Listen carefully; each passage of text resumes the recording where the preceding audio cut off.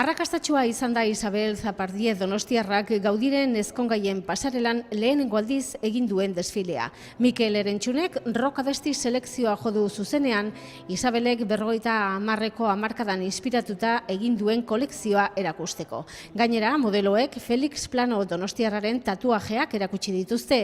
Pazientzia handiarekin aritu da Felix modeloen bizkarrak zein besoak margotzen eta emaitza benetan bitxia izan da.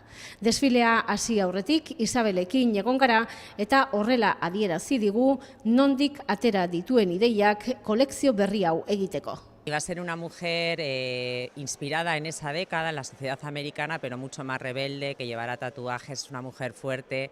Dudarik gabe, desfileari berezitasuna eman dio zuzeneko musikak. Mikel Erentxunek esan digu erdi broman hasi zirela, baina esperientzia polita izan dela. Como Isabel quería hacer una colección así inspirada un poco en los años 50 y tal, pues le dije, pues si quieres voy yo y hago unas canciones así de la época en inglés, y surgió medio en broma, medio en serio, y al final fue tomando forma y yo creo que ha sido una bonita combinación, ¿no? Hiru donostiar beraz gaur eguerdian Bartzelonan moda adituen txaloak jasotzen.